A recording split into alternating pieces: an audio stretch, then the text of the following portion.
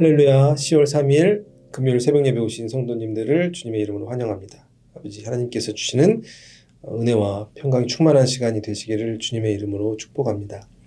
함께 찬송가 397장 주 사랑 안에 살면 찬송하심으로써 오늘 새벽 예배를 시작하도록 하겠습니다.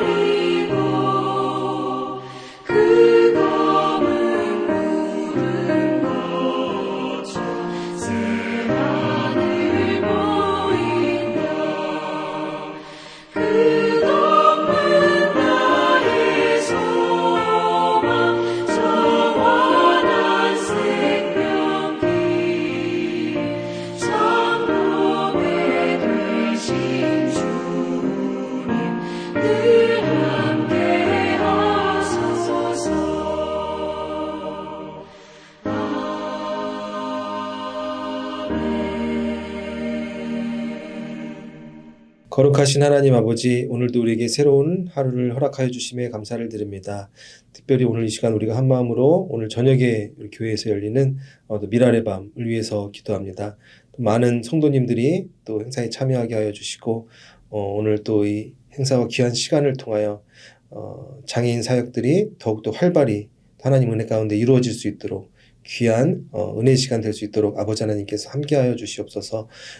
행사를 준비하는 모든 손길들 아버지 하나님께서 축복하여 주시고, 특별히 이 세대를 살아가는 우리 장애 아이들과 우리 또 부모님들이 믿음이 더욱 약해지지 않고 천국을 향해서 우리에게 주어진 길을 믿음으로 굳게 한 마음으로 걸어갈 수 있는 또 시간 될 수 있도록 아버지 하나님께서 함께하여 주시옵소서. 시간 사도행전 말씀을 엽니다. 말씀 안에서 우리에게 주시는 하나님의 음성을 듣게 하여 주시고 성령의 역사를 경험할 수 있는 축복의 시간 되게 하여 주시옵소서.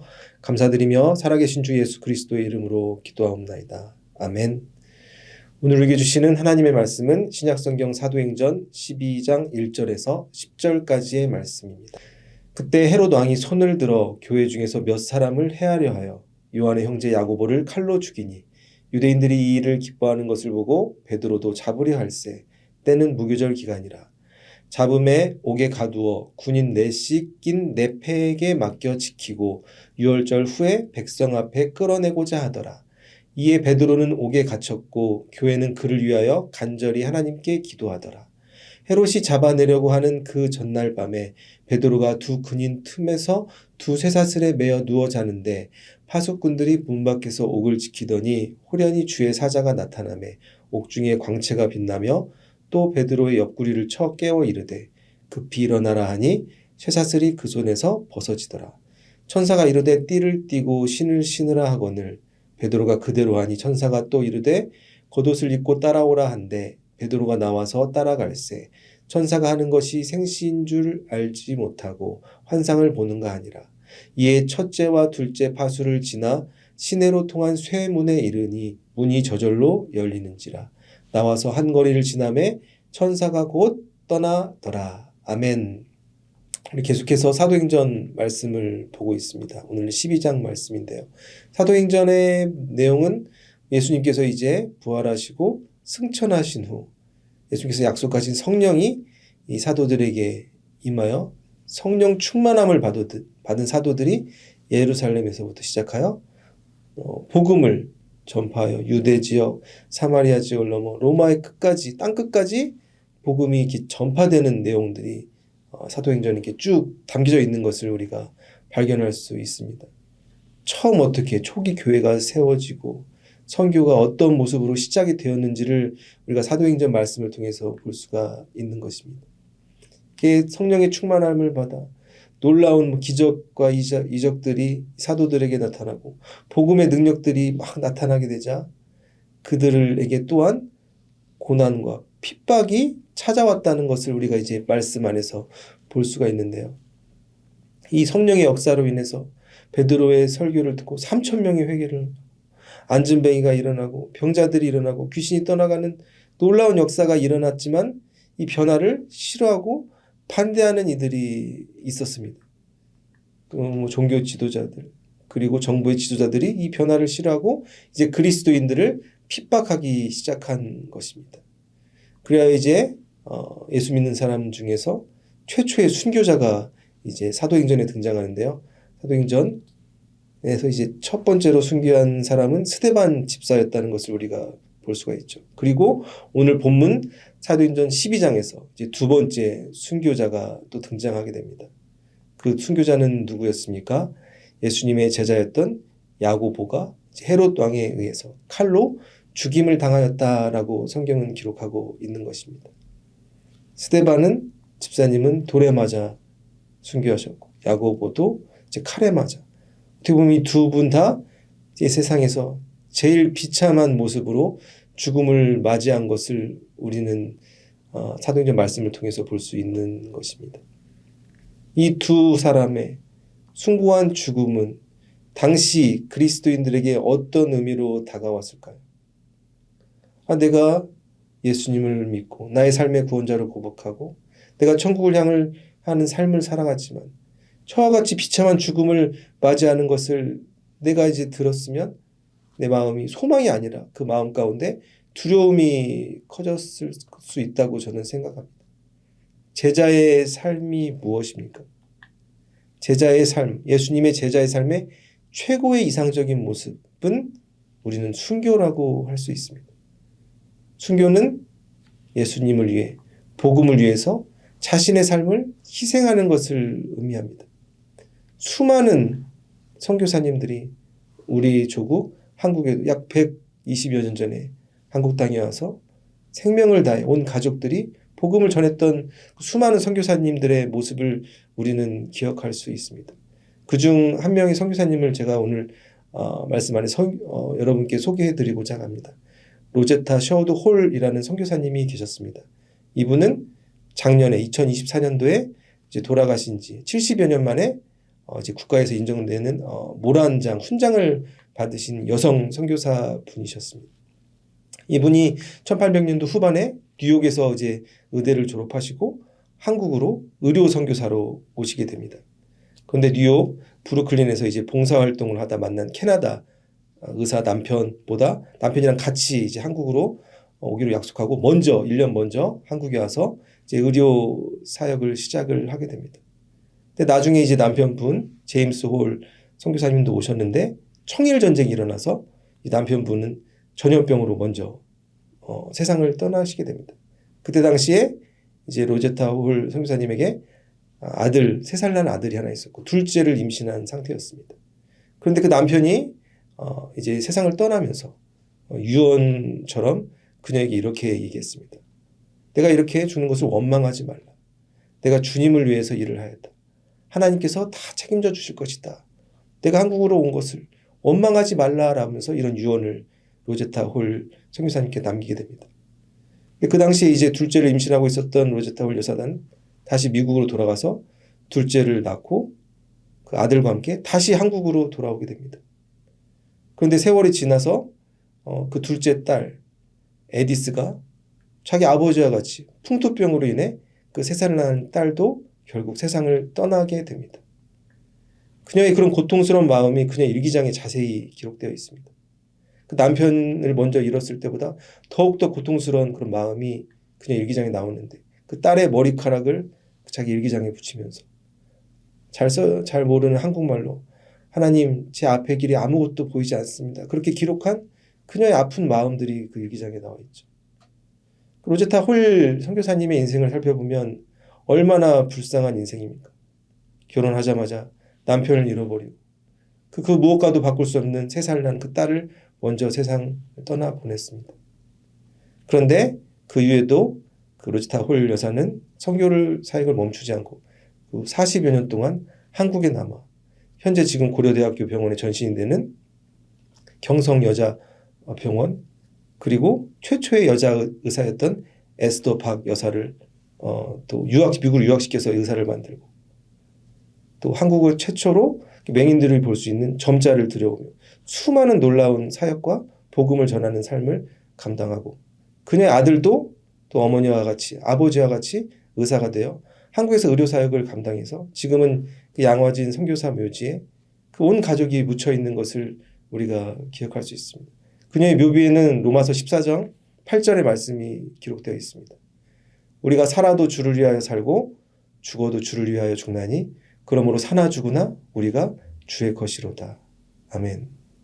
우리가 크리스찬으로 살아가면서 우리가 인간의 삶을 우리가 생각해 볼 때 이 사람이 죽음 후에 어떤 모습으로 기억되는가를 우리가 분명히 생각하며 살아가야 되는 것입니다. 최근에 우리가 많이 이슈가 됐던 어떤 정치 인플루언서의 죽음을 가지고 이제 많은 사람들이 슬퍼하고 애도하는 시간을 가지고 있습니다. 그런데 그분의 장례식을 제가 유튜브로 본 적이 있는데 10여만 명이 모여서 함께 이렇게 찬양을 드리는 모습을 제가 본 적이 있습니다. 그분이 이렇게 살아계셨을 때는 그만큼 큰 영향력을 가지고 있다는 것을 제가 생각하지 못했는데 그분이 이게 죽었을 때 많은 사람들이 모여서 아파하고 함께 기도하고 찬양하는 모습을 보면서 이분은 이 세상을 떠나갔어도 죽어있는 삶이 아니라 살아있는 삶처럼 제가 느껴졌습니다. 우리는 하나님의 자녀로서 예수님의 제자로서 주님을 위한 삶을 살아가고 있는지 아니면 그저 하루하루의 삶 속에서 나의 유익과 나의 가족의 만족만을 위해서 살아가고 있는지 우리 삶을 다시 한번 되돌아볼 필요가 있습니다. 우리가 걸어가야 될 길이 무엇입니까?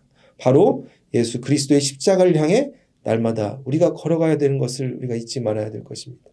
오늘 본문 사도행전 12장에서는 야고보의 순교 이후 어떠한 일들이 일어나는지 또한 계속해서 기록되어 있습니다. 그 예수님의 제자였던 야고보가 칼에 맞아 숨졌다는 소식이 들려지자 유대인들은 어떻게 반응하였습니까? 유대인들이 굉장히 기뻐했다라고 성경은 기록하고 있습니다.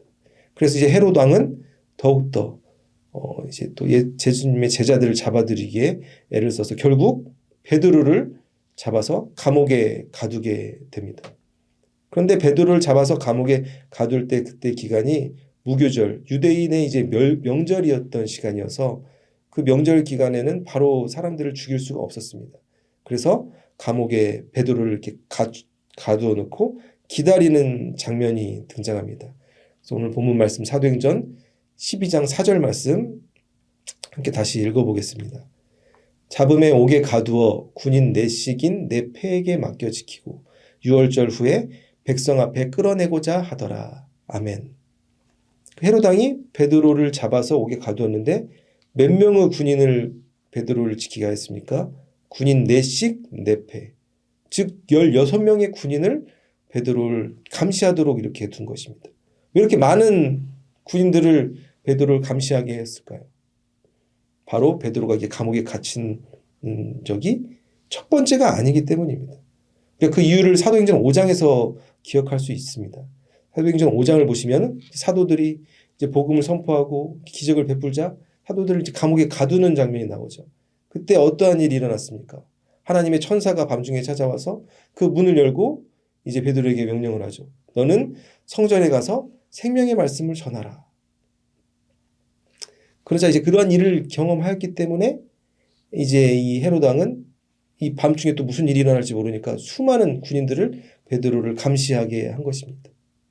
그러자 이제 베드로가 또 감옥에 끌려갔다는 소식이 들리자 이 교인들은 그리스도인들은 어떻게 반응하였습니까? 그리스도인들의 반응 사도행전 12장 5절 말씀입니다. 이에 베드로는 옥에 갇혔고 교회는 그를 위하여 간절히 하나님께 기도하더라. 아멘. 베드로가 옥에 갇혔다는 소식이 들립니다. 야고보가 칼에 맞아 죽었다는 소식이 들렸을 때 이 교인들이 전부 도망친 것이 아니라 이 교회가 그를 위하여 간절히 하나님께 기도했다라고 성경은 기록하고 있습니다. 교회는 건물을 우리가 쉽게 생각할 수 있죠. 교회가 어떻게 기도했을까요?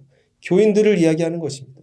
이 교인들이 하나 마음이 되어서 교회에 모여서 베드로 사도를 위해서 간절히 하나님께 기도하는 그 믿음의 장면을 우리가 상상할 수 있는 것입니다.